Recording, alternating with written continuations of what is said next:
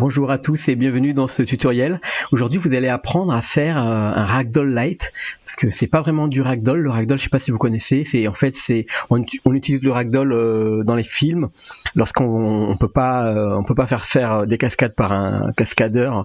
Alors là il va se casser le cou pour de vrai, et donc on utilise un ragdoll pour, par exemple, lorsque le monstre a attrapé quelqu'un et qu'il l'envoie en l'air comme ça, et bien le petit personnage en fait qui ressemble à un être humain dans le film, donc il est fait avec des rigid body joints, des petits cubes en fait assemblés les uns aux autres qui ont les mêmes rotations que nos os, et donc on leur attribue du poids, etc. Et le ragdoll, c'est un petit peu c'est pas compliqué, mais c'est un petit peu long à mettre en place, et du coup moi quand je fais des petites animations, des fois je me trouve des petites astuces comme ça, et donc là la petite astuce que vous allez voir, c'est celle d'un ragdoll, on va dire hop, qu'est-ce que j'ai fait, c'est un ragdoll hop, light, un ragdoll facile à faire, un ragdoll léger.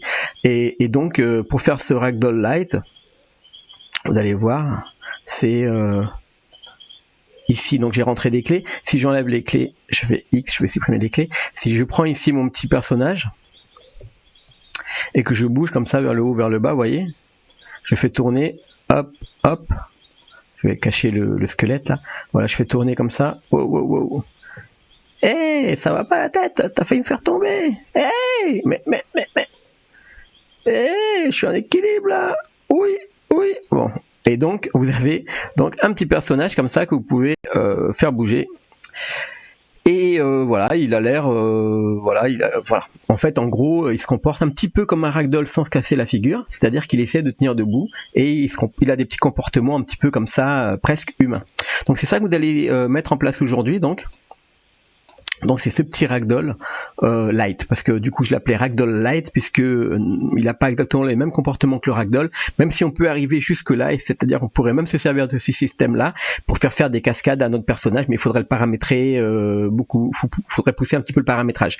Là je vais vous montrer les bases qui vont vous servir pour faire n'importe quel autre personnage avec des animations automatiques.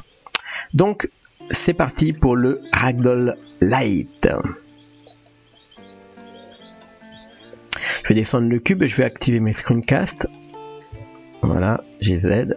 Je mets le cube ici. Et je vais... Alors si vous n'avez pas... Alors je vais ajouter ici une armature. Basic Human. Comme ça. Si vous n'avez pas cette armature là qui s'affiche, il faut que vous activiez dans les add-ons, dans édition préférences. Moi je vais ici dans préférences, donc vous allez dans préférences et vous activez dans les add-ons, vous activez déjà vous mettez mirror pour avoir le mirror ici, auto mesh mirror, vous l'activez, et vous activez Rigify, donc le rigging de Rigify qui marche très bien. Alors join. Ok, une fois que vous avez activé donc Rigify, vous allez avoir la possibilité d'ajouter cet objet MetaRig, le MetaRig donc qui est l'objet qui va créer. C'est à partir de ce MetaRig qu'on va, si vous connaissez déjà Rigify, hein, donc c'est à partir du... Tiens, il m'a ralenti ma vue, c'est quoi ça? Ok, alors à partir de MetaRig, vous allez par exemple bouger l'emplacement de vos bras pour les faire correspondre en fait avec votre personnage. Une fois que vous avez positionné le MetaRig comme il faut par rapport à votre personnage, vous passez en mode objet, vous faites CTRL A pour appliquer les transformations, et vous allez dans les paramètres du rig ici tout en bas, et vous allez générer le rig. Tac. Donc voilà, une fois que le rig est généré ici, le MetaRig qui est là, en fait on n'en a plus besoin, je vais le cacher ici. Donc là on va uniquement fonctionner avec le rig généré, donc c'est celui-ci, et le calque numéro 3 que vous voyez ici, là, le troisième ici, 1, 2, 3, alors, en partant du dernier, celui-ci, donc j'ajoute avec Shift, et donc vous allez avoir, grâce à ça, vous allez avoir en mode pause, comme ça on le voit bien, voilà, tout ce qui est en vert ici à l'intérieur, c'est le rig la forme du personnage, on va dire. Et le reste ici, c'est pour faire bouger notre personnage. Donc déjà, vous voyez qu'ici, alors je vais activer ou désactiver certains. Attends, c'est dans item, voilà. Torso, route. Je vais juste garder. Je vais tout enlever. Là, je vais juste garder route, voilà. Là, le route, vous voyez, ça fait bouger l'ensemble. Et arm, c'est les mains. Et Aika, c'est inverse cinématique. Donc là, on a les mains en inverse cinématique. Vous voyez, si je bouge la main, il bouge le coude. Et c'est de ça qu'on va se servir. Donc là, on bouge la main, il bouge tout le coude. C'est comme déjà une marionnette déjà bien créée. Et donc nous, on va se servir d'un inverse cinématique ici. Et aussi au niveau du torso ici, tac, pour faire bouger notre corps. Donc là, je vais vous montrer un truc de base, enfin un système basique, et vous pourrez ensuite le mettre sur un système beaucoup plus complexe. Vous pourrez le complexifier. Hein. Donc là, je vais ajouter un plane, tac, dans la vue 1, la vue face à nous, hein, et je vais faire S, je le déplace, voilà. On va commencer ici au niveau du torse, et je vais couper ici en deux, CTRL R, on valide, je vais prendre ici une arête, cette arête là, je fais E, une extrusion, je mets ici au niveau du genou, je fais E au niveau du talon à peu près, ici. Alors je fais G dans les Y ici pour avancer un peu. Et je continue ici, donc pareil dans la vue de face, je fais une extrusion. Ah pardon, CTRL Z, je prends les deux. Ah, CTRL Z encore. Ok. Donc je prends les deux ici. Oh mince. Ouais c'est bon. Pardon. On prend les deux arêtes, on fait E, Z, et on se met à peu près là. Et là, on va faire un départ de bras un peu épais comme ça. E. Alors on peut faire plus fin. Voilà. Et on pourrait lever un petit peu, GZ. Ok. Donc en gros, on fait un début de corps. Comme ça. La tête, pour l'instant, on n'en aura pas besoin, mais si vous voulez faire avec la tête, vous pouvez le faire aussi. Hein. Alors, je fais juste ça pour la tête, voilà. Et maintenant, on va prendre ici la partie du centre, Alt-clic, et je fais un G dans les Y, comme ça. Voilà. Maintenant, je vais créer le miroir ici, donc. Hop, pardon. B, je vais sélectionner avec B. J'enlève tout déjà, je sélectionne avec B. On fait A deux fois pour enlever toutes les sélections. Hein. B, hop, pour sélectionner ici. Je fais X et j'efface les vertices. Ok, là, maintenant je vais dans les boutons édition ici, Edit ici, à droite. Et là, je vais... hop, je vérifie mon enregistrement. Et là, je vais prendre l'auto-mirror dans les X positif. Je crois que c'est ça, positif. Tac. Et donc là, il m'a créé un petit miroir. C'est la même chose que d'aller là, de mettre le miroir, d'enlever la partie droite, etc. Donc là, il m'a fait un miroir, nickel, et tout de suite, je l'applique ici, Apply, en mode objet. Alt, CTRL A ici. CTRL A. Donc là, vous voyez, j'ai mon petit personnage comme ça, là, et je vais commencer à l'intérieur ici à ajouter, vous voyez, ici, là, l'emplacement qui va être accroché, d'où va venir s'accrocher le bras, la main gauche. Donc là, je fais CTRL G et je vais créer un groupe. Donc là, je vais regarder ici les groupes. Vous voyez, c'est marqué groupe ici. Donc j'ai double-clic ici, je vais mettre main gauche. Ça c'est la main gauche et je vais l'assigner donc ici. Tac, main gauche. Ok, je fais pareil avec la main. CTRL G, tac, main droite. Je fais pareil ici.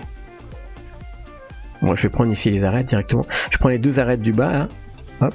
Enfin, une arête ici, du coup, c'est deux vertex. Je fais CTRL G et j'ajoute nouveau groupe. C'est pied gauche. Et ici, CTRL G, New Group, toujours New, hein. Et on vient ici, pied droit. Ok, là on a la base. Ici on va mettre CTRL G, New Group, c'est le bassin. Et on peut faire la même chose ici avec la tête. CTRL G, Assign to New Group, tête. Tac. Ok, donc là maintenant on a fait les assignations de groupe. On va créer la colonne vertébrale de notre personnage. Donc la colonne vertébrale, on va prendre ici une arête et on va CTRL R ici. Là, on crée une colonne vertébrale. On va faire pareil ici avec, enfin pas tout, hein. En tout cas, là il y en a peut-être trop. Bon, on va voir comme ça. De toute manière, la colonne vertébrale, donc il faut qu'elle tienne au moins le personnage, plutôt sur le dessus d'ailleurs. Et on va enlever ici en bas. Et je vais faire juste une jambe ici en entier.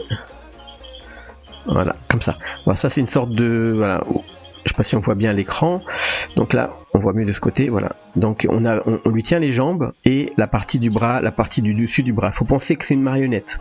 Donc ça vient d'en haut vers le bas. Et on fait CTRL G. To New Group toujours. Et là, ce groupe-là, on va l'appeler colonne. Cette colonne, on va baisser sa puissance quand même. On va la baisser à peu près à 2. On va voir après moins, mais pour l'instant, on la met à 2. Comme ça. Et on peut regarder ici tout de suite, ici en mode Waypaint. Voilà ce que ça donne ici au niveau de ce qui tient le personnage. Ça, c'est ce qui tiendra le personnage. En gros, c'est son élasticité. C'est le plus important. On va voir après comment le paramétrer. Donc là, maintenant, on va prendre sa main en mode pause ici. J'espère que l'enregistrement va bien. Oui, tout va bien. On va prendre sa main, hop, la main gauche, donc, hein, gauche, hein, parce que là, il regarde devant comme ça. On prend sa main gauche et on va tout de suite ici, dans les contraintes. Vous voyez en bas là, hop, je vais agrandir. C'est assez important, je vais agrandir bien comme ça, on voit bien. Ici, c'est les contraintes ici. Hop, contrainte bone, property. Ok, on clique dessus. Et là, dans bone constraint, on va prendre. Attention, je vais mettre ça comme ça. Hop, bonne contrainte. On va prendre copy location. Donc ça, c'est devenu tout petit. Voilà, copy location. Pour tout le monde voit. Et là, dans target, eh bien, c'est le plane. On peut cliquer ici et aller choper le plane qu'on a créé. Et ici, le vertex group, eh bien, c'est la main gauche. Voilà. Donc on fait comme ça pour le reste, c'est-à-dire on va prendre la main droite, c'est copy location avec le plane, ou hop, avec le plane. Voilà. Ah, si, il me l'a mis. Ah, d'accord. Et la main, donc c'est main droite, voilà, ici. Là, on fait pareil ici, donc cette partie du coup, on pourrait la mettre ici en bonne copy location, toujours le plane, oui, il m'a mis. Et ici, on met, c'est la tête, voilà. Ah, c'est un petit peu trop, alors attends, je vais enlever ça. Tac. Non, je vais enlever tout. Je vais prendre juste cette partie-là. Donc c'est copy location, tac, plane. Ici, c'est la tête. Ok. C'est un petit peu haut, donc je vais pouvoir le baisser après. Je vais le baisser après. Et là, les pieds, pareil. Alors les pieds, ah, je les ai pas activés. Alors j'appuie ici sur le bouton N pour faire apparaître. Et là je vais dans items, hop, et je vais prendre les pieds. Donc pareil, les pieds je les prends en Naika, leg et leg right, leg left, leg right. Donc là je prends le pied gauche et je mets pareil, copy constraint, location, plane. Ici c'est le pied gauche et on fait pareil avec le pied droit. Contrainte, location, c'est le plane et ici c'est le pied droit. Ok, on a terminé ici nos attributions, on va dire. Hop.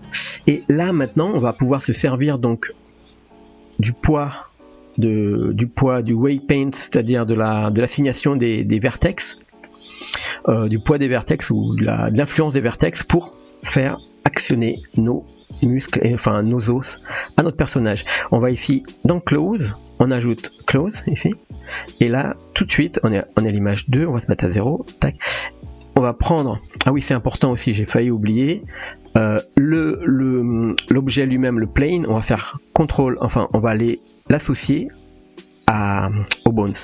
Donc ici je passe en mode contrôle tab, je passe en mode pause, je sélectionne ici le root, la base, et je fais contrôle P vers bone. Comme ça mon plane, si vous voulez, hop là, il est associé à mon roots ici. Et ici la petite partie là du corps qui est là, eh bien on va aussi lui ajouter un copy location. J'avais failli oublier de le faire sur le plane, et du coup c'est sur le bassin. Voilà, donc là c'est bon.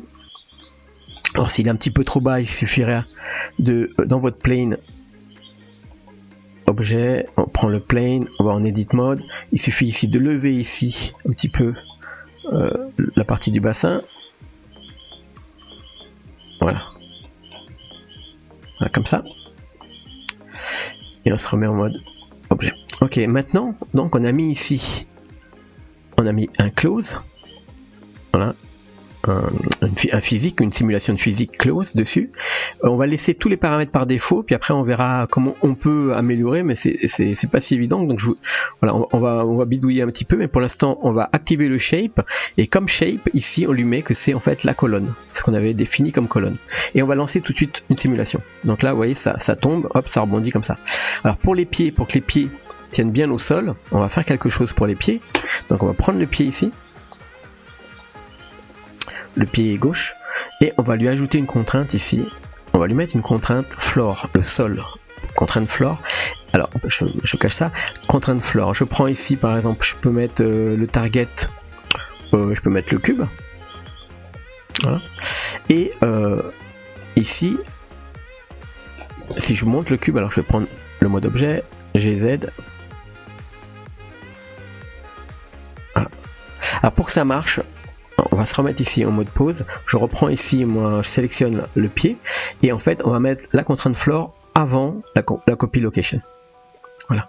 Donc maintenant je vais lever le cube, GZ, et ah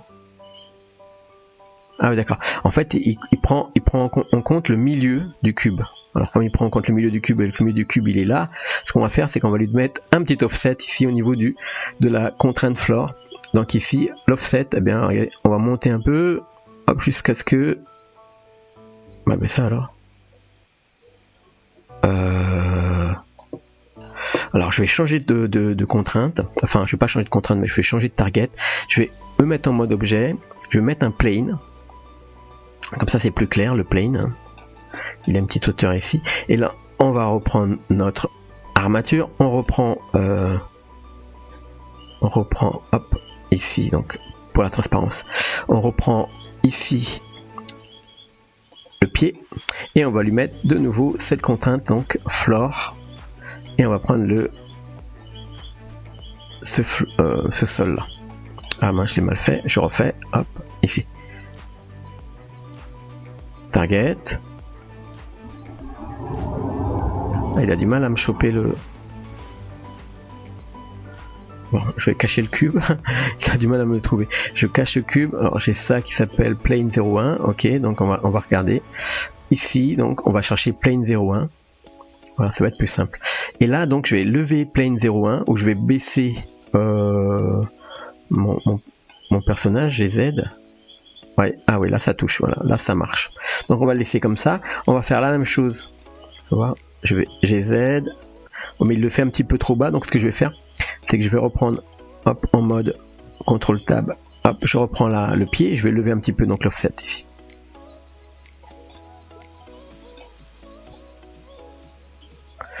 Et ici, voilà. Je fais pareil avec le pied gauche.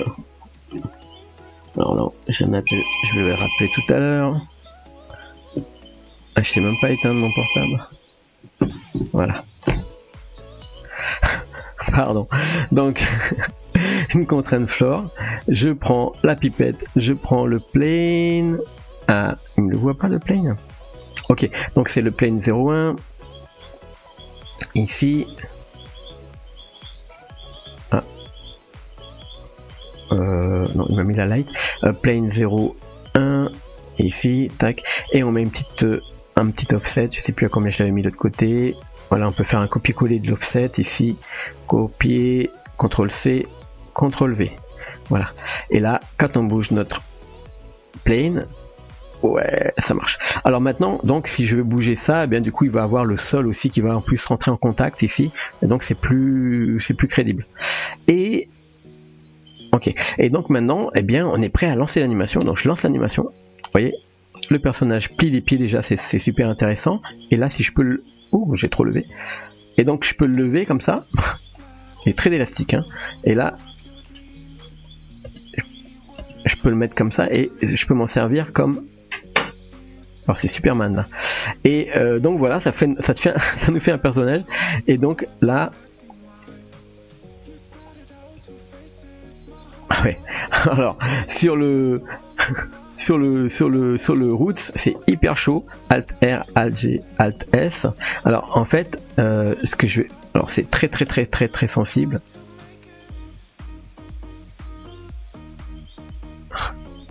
Je sais pas du tout ce qui se passe avec le Roots. Alors ce qu'on va faire, c'est on prend le personnage et on va le peindre ici au niveau de l'influence, White Paint, et on va prendre l'influence de notre colonne ici. Donc ici, au niveau de la colonne, eh bien on va mettre du wake, on va mettre de la puissance ici, pas trop non plus, mais on va peindre ici par exemple au niveau des pieds,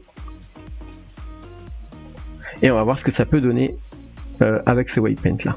Donc on est en objet mode, donc je remets GZ, je suis ici, je lance l'animation. Ah ouais. Ok, là c'est beaucoup plus, vous voyez, là ça réagit tout de suite. Et donc là, si vous avez un personnage, donc il suffit de cacher ensuite, il suffit de cacher le tissu de base là ici, et vous avez votre personnage qui, alors là ça a enregistré, comme je l'ai fait en live, du coup ça a enregistré les mouvements dans le close, dans le tissu. Mais voilà, ça c'est le principe, c'est-à-dire que du coup, vous avez, donc ce que je vais faire, c'est que je vais prendre le cube, je vais mettre le cube sur je vais le parenter au floor ici, pas au floor, au root ici, CTRL P, Airbone, et comme ça, quand je vais bouger le root, eh bien j'aurai aussi je vais lancer l'animation. Donc ici, si je bouge, vous voyez, ça bouge le cube. Voilà, et je vais cacher déjà, alors je vais cacher le rig du fond, je fais X, je vais cacher ici, je vais le mettre dans un M, dans une bibliothèque que les widgets, voilà, on cache ça, et donc maintenant si on bouge notre route ici, eh bien vous avez votre personnage qui est génial, waouh, c'est génial, et là, vous voyez, ça marche très bien. En fait c'est voilà, c'est le système du ragdoll, mais un petit peu simplifié. Alors si vous avez des parties qui bougent trop, comme la tête, hein, ici. Alors déjà, on prend la tête ici. Ici, dans la head follow, voilà, on met neck follow, c'est-à-dire il va suivre, et head follow. Donc là, on va rebouger. En fait, vous paramétrez le rig de Rigify. Et ici, par exemple, pour les bras, vous pouvez, par exemple, modifier le IK FK. Pardon, on prend la moitié ici, IK FK, on prend la moitié, et on prend les bras en FK, en forward cinématique, et maintenant en FK ici, si par exemple je prends les bras et que je lui lève les bras comme ça, je prends les deux, CTRL C, CTRL SHIFT V pour faire l'opposé, hein. Et maintenant, donc ici vous voyez, il a les bras levés, et donc si je bouge comme ça, vous voyez, il bouge les bras pareil. Alors là, je vois qu'il y a trop d'influence sur la tête. On peut aussi aller dans l'influence ici et baisser ici l'influence parce que là, ça bouge vraiment trop. Et voilà, on a un personnage qui dit ouh, secours, wow. Alors si c'est trop dur au niveau des pieds, que ça se plie pas assez, voilà. Là, par exemple, il est un petit peu trop raide. Eh bien, vous allez simplement peindre de nouveau l'influence Alt H. Non, on va prendre ici le widget. On va le faire réapparaître. Et notre plane, on va le faire réapparaître. Hop. Normalement, il est visible. Alt H. Pourquoi je le vois pas? Présentoir. Oh, il était dans présentoir. Ok, donc là, widget, plane. Alt H. Alors, je vois pas pourquoi je vois pas mon plane, tiens.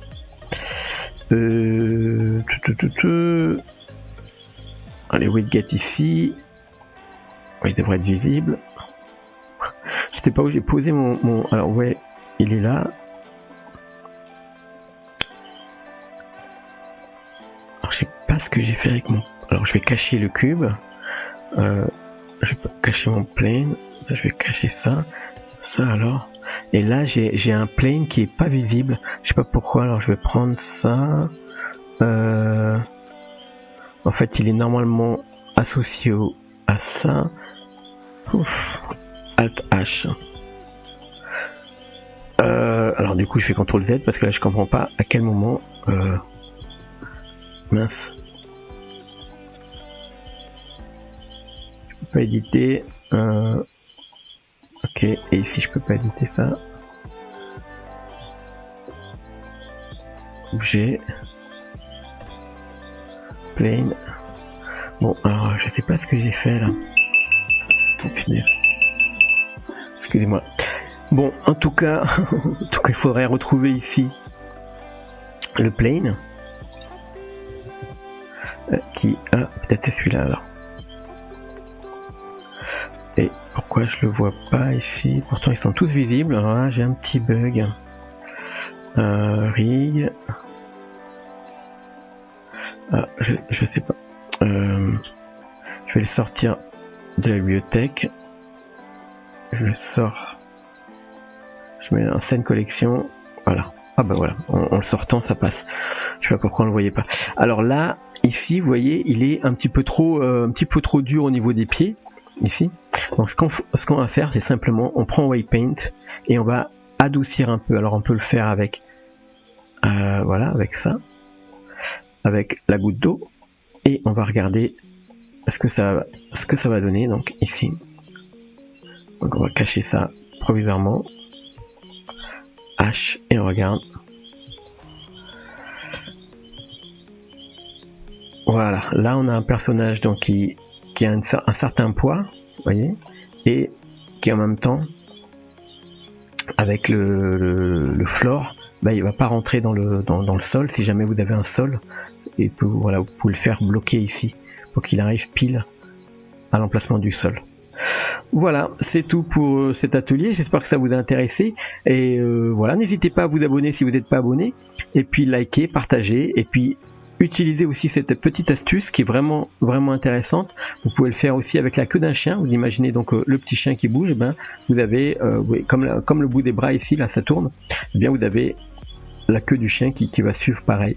Moi je l'avais fait pour des locks, pour un personnage avec des locks, quand il bougeait comme ça, il avait ses locks, et en fait pour pas que les locks se plient, s'aplatissent, et bien j'avais utilisé le système des bones comme ça, qui sont eux parentés à un close ou à un soft body. Voilà, je vous donne rendez-vous très prochainement pour le prochain atelier. En attendant, bien ciao tout le monde et bon blends.